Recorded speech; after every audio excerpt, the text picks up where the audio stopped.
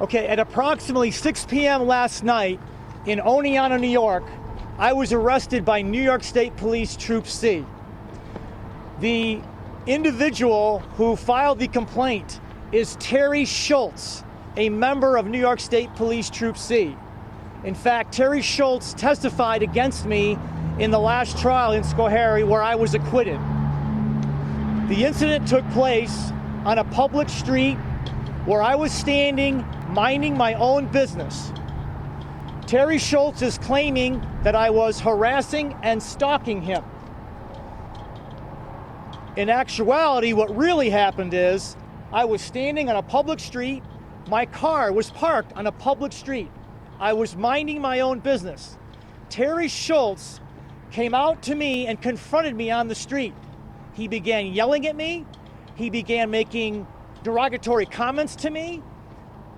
He accused me of stalking him and harassing him. He said, "Cal, tell us where you buried Michelle. Cal, tell us where you buried the body." I was in shock.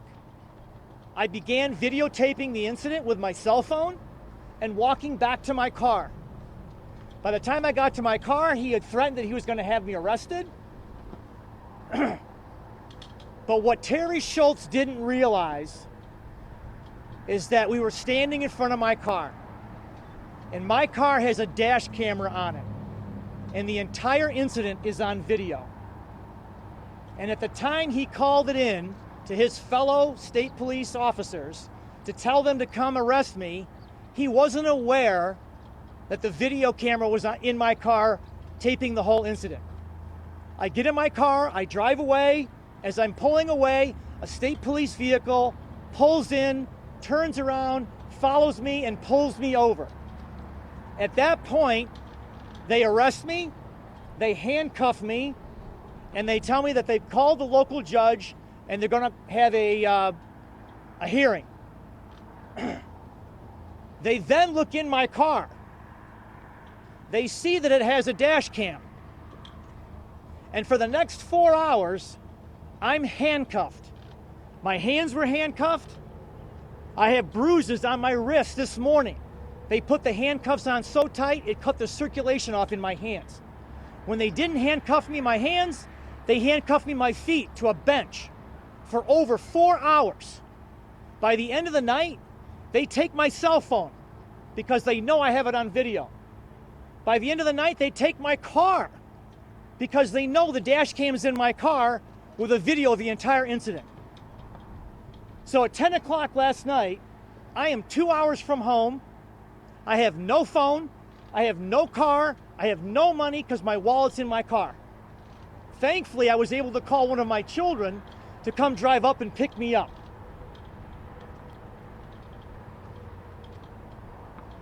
The video doesn't lie. This is another example of New York State Police Troop C harassing me, stalking me, abusing their power.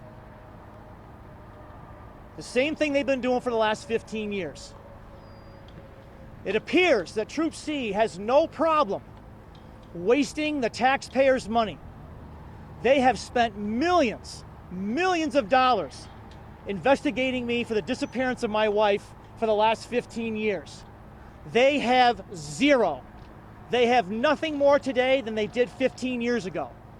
This incident last night will be the same. They have zero. The video doesn't lie.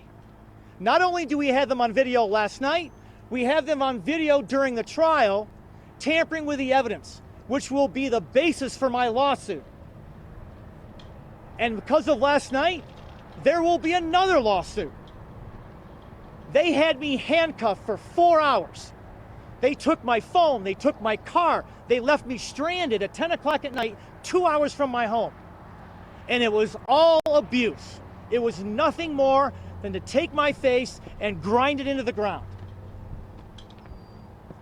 I have a message for Governor Cuomo. You need to do an investigation at Troop C, just like your father did 25 years ago. Troop C has been caught tampering with evidence over 40 times in the last 25 years. Governor Cuomo, Andrew's father, Mario, had a special prosecutor appointed, a gentleman by the name of Nelson Roth from Ithaca, New York. He did a full investigation on Troop C.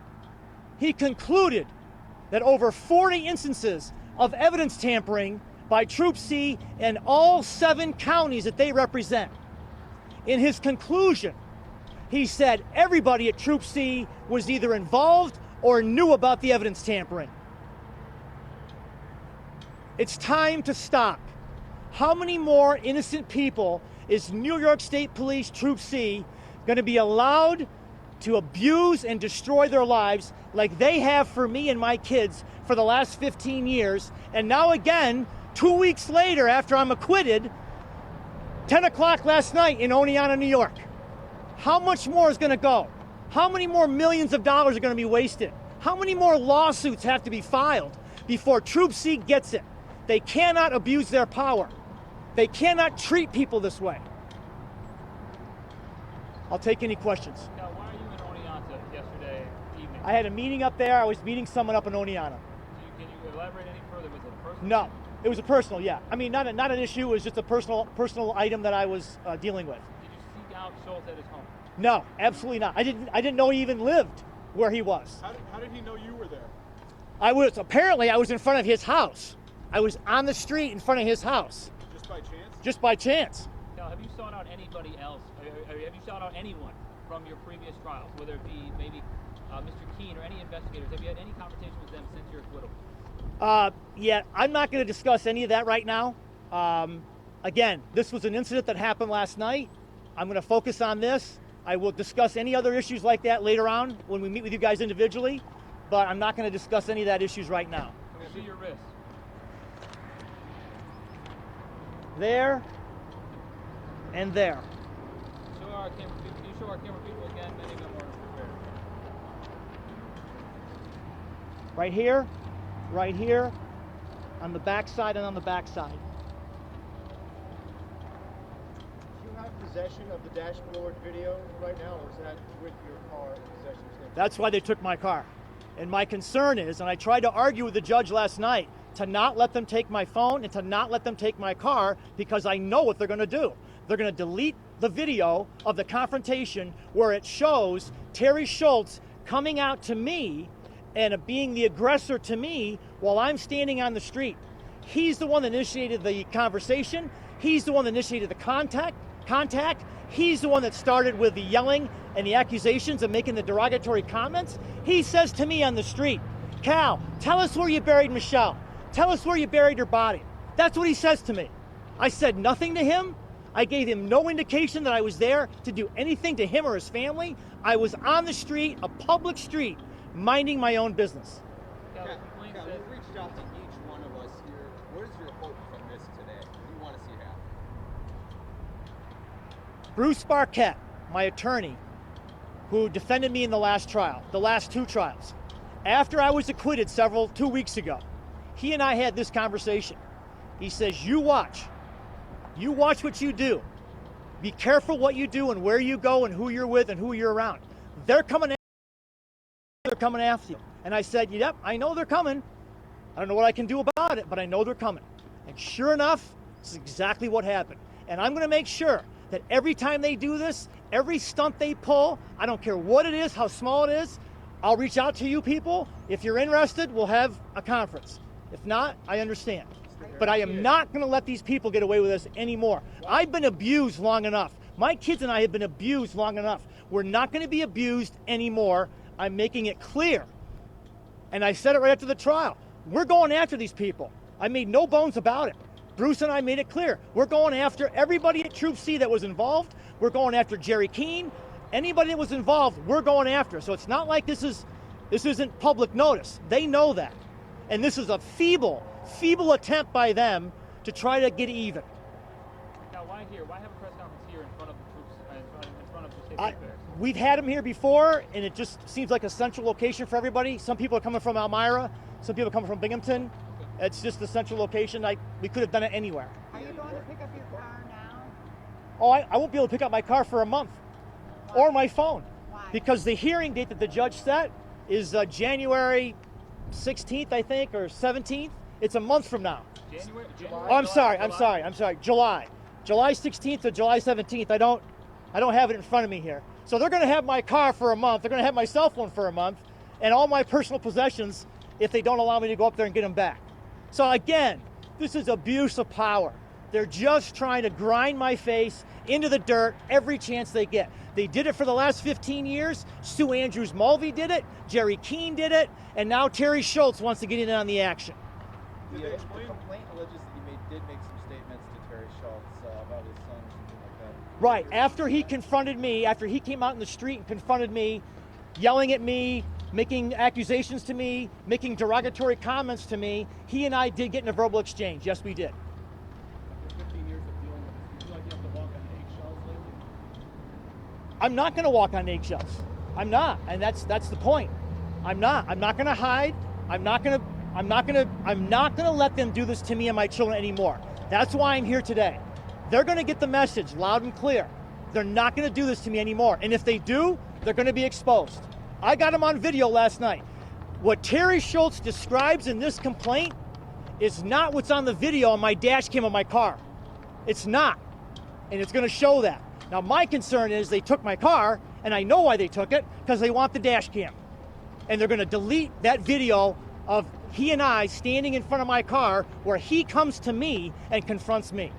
Yeah, when you're standing there, you're at your car, you said you were out at a meeting, at a personal meeting with somebody else. I was waiting for someone to show up. That's what I was doing. Right, and there's Terry Schultz. What's going through your mind? Well, he wasn't there to begin with. I was sitting there for an hour waiting for this individual to show up to meet with them. I didn't see him, or I didn't see him. It wasn't until I walked down the street to get out of my car to take a break for a minute, because I'd been sitting in my car for an hour, that he comes out and confronts me. That's when I knew it was him. Did the state police explain why they were arresting you on the spot? Yeah, because he had filed a complaint of harassment or stalking. Okay. And they didn't explain why stalking any further than that? No.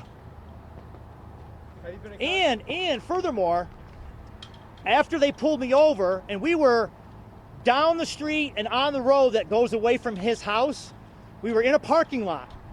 They're sitting there, they've got me handcuffed. I'm sitting there, sitting next to my car. Terry Schultz comes back. He comes back and starts taking pictures of me and taunting me as I'm standing there handcuffed, standing next to my car.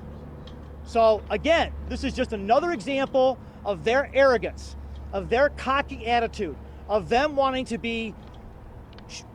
do whatever they want. They think they can do whatever they want. It's a culture at Troop C. Do your research. Go online. Google Nelson Roth, the Nelson Roth report on Troop C. Google it. You'll see the report yourself. You'll see his findings. This was 25 years ago, and it's still going on today. They're still tampering with evidence. They're still abusing people. It's a culture. It's not one or two rogue cops going off on their own. It's the entire unit of Troop C, and it's got to stop. What were the grounds for them taking your car? Did they provide Evidence. a search warrant? Evidence. They said it was evidence. They said my phone was evidence and my car was evidence. My car's not evidence. It's the dash cam they want. They want to delete the video on the dash cam, and they want to delete the video on my phone. Did they have a search warrant? No, they took it on the spot. They handcuffed me. They put me in the patrol car. They called the tow truck. I had my car towed, and they took my phone. Any timetable for when you're going to sue the state police? No, Bruce is working on that, and there's no time frame on that at this point. Did they read you your rights? Yes, they did. Yes, they did. The judge did show up. Ironically, the parking lot that I was in was the town court parking lot. And when they handcuffed me and said, we're going to handcuff you, put you in the car, and take you to see the judge, I turned around. We're in the parking lot where the judge is. I said, so why do you have to handcuff me? Well, it's procedure. So the whole thing was just typical Troop C. Arrogant, cocky, do whatever they want, abuse their power, waste taxpayers' money. Have you talked to Bruce Marquette about last night's incident? And Not yet. He called me this morning, and I haven't talked to him yet. Do you have another court date scheduled for this new Nope, the only one was issued is this one the judge issued last night, and I believe, you can find out, I believe it's July 16th, 17th, in that time frame. I mean, you understand how it might look to some people that you were in front of the investigator's house. Well, I wasn't in front of his house, Okay. okay? My car was parked down the street. So I wasn't in front of his house. I didn't know he lived there. I was there to meet someone, and I waited for an hour for that person to show up. I got out of my car to take a walk. I was on my cell phone, and I was minding my own business. But you can't give us any details of why you were even in the vicinity to kind of clear that allegation of stalking? No, I do. I had a meeting with someone in that area. That person had given me a street address, and I was sitting there waiting for them to show up. Did they ever show up? Pardon me? Never show up? Never showed up. Well, I left. Well, yeah, I left and got arrested. I'm sure if I stayed, they would have showed up, but I didn't have that opportunity. In terms of the dash cam video, have you yourself ever deleted videos from the dash cam? Is there a way to show a record of Yes. the video was in there? Yes, you can delete it.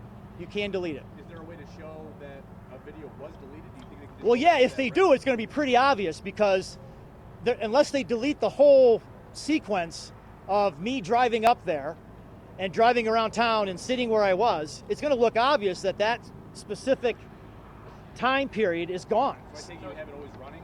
It's a continuous running, yes, So continue. if you get the video back and state police says a block of that that's just not there, you say that's pretty suspicious? Pretty obvious because the timing, he's got the timing down as to when this incident took place, and my dash cam was running the whole time.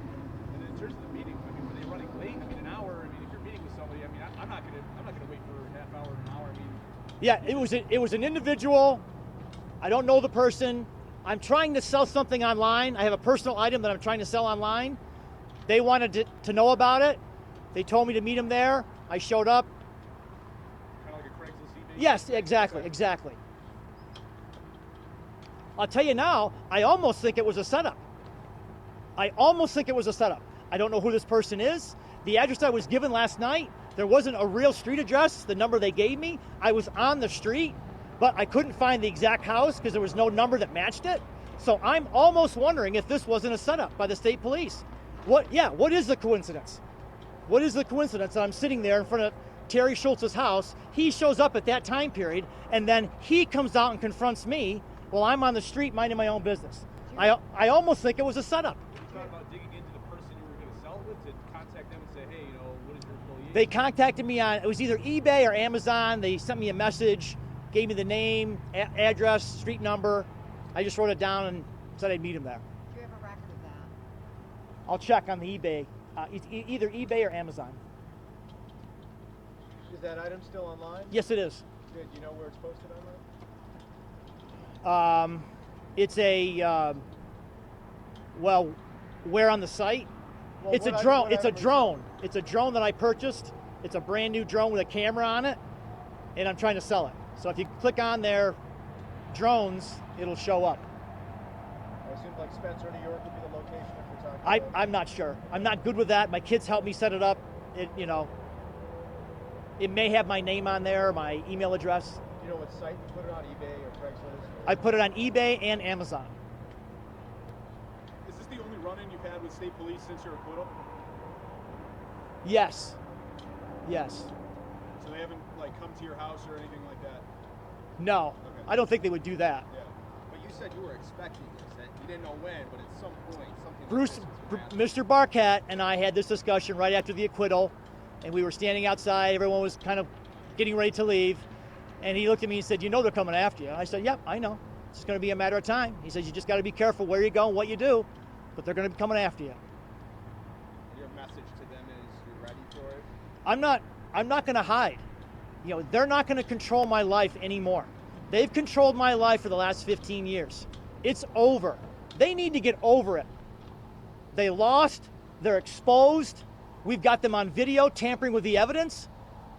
They're in deep trouble. It's time for them to eat some humble pie. And it's hard for them because it's a culture. It's an arrogant, cocky culture at Troop C. Have you experienced any other backlash since you've been back from Schoharie, from maybe not police, but residents, neighbors, people in town? Nothing other than stuff that's online, the typical stuff that's posted on Facebook and Twitter. So this isn't something that's been kind of an everyday thing. It's been that way for the last 15 years. You know, nothing's changed. I saw you got a Twitter recently. What was the reason for getting the account? To get the message out. I think if you look at my tweets, you'll see that I'm going to keep posting going forward what we're doing with the lawsuit and exposing them for that. But you were also answering a lot of those people that, made Right. you guilty. Right, exactly. Why do you feel the need to do that? Because I have been tried in the public opinion for the last 15 years. And what I've found is that if someone gets online and says something, even though it's completely false, it now becomes fact. It now becomes the truth. And so many things have been said about me online that aren't true, and I could never talk about it before because the trial was always pending. But now that it's over, I'm able to get the facts out there of what's really going on. These people that are posting comments, they're never at the trial. All they're reading is what snippets that you guys can provide, what limited time and space that you have, so they can't get the whole picture. And you're there, you guys were there, you were at the trial, you see the detail, you see the amount of information that comes out on testimony. And I'm not criticizing any of you. There's no way you can, there's 100,000 pages of documents and papers in my case. You guys can't put that on 30-second or a half-hour show. You can't put it in the paper. So these details that people think they know, I'm in a position now where I can address the facts. And I intend to do it for a while. I don't intend to do it forever. But I want to clear my name in more than one way. And I want people to understand what happened. And obviously we realize that it's you since you showed up or messaging us, but can you confirm on the record, since of course you have a verified check mark, that Cal Royale 151 is in fact your Absolutely. Twitter account? Absolutely, that's mine. Now, Cal, with the trial, it became kind of witness testimony against witness testimony. Do you expect witnesses to play a part in this incident? Well, the only witness is going to be Terry Schultz, and I'm sure he's going to testify. The problem is he now knows that he's on video, and it's going to be interesting to see what his testimony is, because the video doesn't lie. From the time that you saw Terry Schultz or he saw you until the time you were arrested, can you estimate how long of a time period that was? About 15 minutes, I'm going to guesstimate. I got it. Once he was confronting me and yelling at me and making accusations and making derogatory comments, he said to me multiple times, "Tell us where Michelle is, Cal. Tell us where you buried the body." I don't need that. I'm minding my own business. So by the time I walked back to my car, I got in my car, he threatened to have me arrested. I'm driving away, and then a state police vehicle comes pulling in this street as I'm driving out, and then 300 feet down the road, I pull over into the Oneonta town court, and that's where they arrest me and handcuff me. They ultimately took me to the police barracks, and that, like I said, it was 4 hours, from roughly 6 till after 10 p.m. I'm handcuffed between the parking lot, the courthouse, meeting with the judge to do a scheduling, and then over at the police barracks. Can you just confirm again that this location that you stopped at was the location where this buyer on eBay or Amazon? That was the address that I was given. It was either a message sent to me on eBay or Amazon. I can't remember which one, and I can't remember the details of it. Was it a specific address, or was it just, It was a hey, specific go address. on X Street, It was a X Street? specific address, but the problem is the address I was given didn't match any of the houses that were on that street. There was a sequence, and it was in sequence, but there was no number for the house in between where it should have been. So I didn't know if I got it right or the message he sent me was wrong. I figured I'd just sit there for a while, see if he shows up. I didn't know if it's a he or not. See if they show up and go from there. I feel like instead of looking at you so much, they should be pursuing these leads and continue to look for Michelle's body and these leads. I'm glad you brought that up, because that has come up online with a few people. Why isn't Cal looking for Michelle? Why is Cal, suing the state police, the district attorney, and not spending his money looking for Michelle?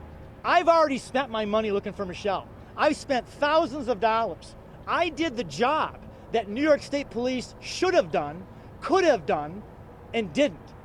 We didn't just stumble upon Stacey Stewart and Chris Thomason. We got that information from them. That was in their lead sheets. They had that from day one. And it was Sue Andrews Mulvey, who was the lead investigator, that chose to come after me and not do that investigation. Because as I said before, her father, John Andrews, used to work for me as a salesman, and I fired him. She should have never been on this case. She had a conflict of interest from day one, and there was no way she was getting off it. That's why we can't find Michelle today. I blame Sue Andrews Mulvey. If she had done her job and not looked to get at me, she wasn't looking for Michelle. She was coming after me. And I blame her. But to finish my point, I spent the money. In my opinion, I've handed Stacy Stewart over to Kirk Martin on a silver platter. He knows where he lives. He knows where he is down in Texas. Right during the trial, I had 2 investigators that I was paying for chasing Stacy Stewart through Texas, Arkansas, down to Florida. I don't have the resources to chase Stacy Stewart all over the country. The other thing I don't have the power. I can't pick up the phone and call the police in Florida and say, geez, can you do me a favor and pick up Stacy Stewart? I can't do that. Kirk Martin has the power, and he can do that through the state police. Now the question is, let's see what he does. He did make a comment after the trial that Michelle is missing, it's still a missing person, and if we have any credible evidence, we'll do a search. Well, I don't know what more credible evidence I can give this guy than that. My opinion, they do nothing. They know they're wrong. They know they're in trouble. They're never going to admit what they did. Neither the state police, nor Jerry Keene, nor Kirk Martin. Deny, deny, deny. Lie, lie, lie. Cal, did you have any form of weapons in your car? Did you have any form of things that could have been viewed as malicious in your car? I had a pellet pistol in my glove box that was unarmed. Pellet pistol, what does that shoot? Plastic BBs? Yeah, metal? plastic BBs, and I told them that last night. I made them aware of that last night when they arrested me. I said, if you're going to go through my car, just know. And I keep that in my car because I've had death threats, and I don't want to use it, but if I need to, present it in a way, I want to be able to do that. I can't tell you how many death threats I've received over the last 15 years. When you say it was unarmed, do you mean there were no pellets in it, or? Right. It's a CO2 cartridge that goes in there. I mean, that's how it's not a firearm. It's a CO2 cartridge, and that wasn't punctured. So it's just sitting there, can't be fired unless you have to puncture the CO2 cartridge. It's more if I need to show it than anything else. What kind of car was The 2012 Cadillac CTS, silver.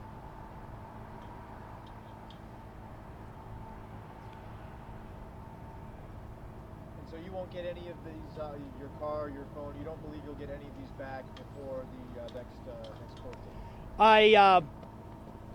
I've got my attorney contacting them to see if I can go up there. I'd like to get my wallet and my cash and some other personal items out of my car that they don't need. They took the car because they want the dash cam. That's the only reason they took the car. They don't need anything else in there. Anything else they can have, but I don't have my debit card. I don't have my credit card. I don't have my wallet. I don't have any cash. I mean, I can get by for a month, but it's not necessary. So I'm working on hoping that either this afternoon or tomorrow I can drive up there and get just some of my personal items back so I can function for the next 30 days. Order of protection against Schultz, will that affect anything that you do? Do you ever plan on running into him again? I'm not going to Oneonta again, I can tell you that. I'm certainly not going on that street now that I know where he lives. Anything else from your sheriff? Nope, that's about it. Okay? Thank you. All right, thank you. Thank you.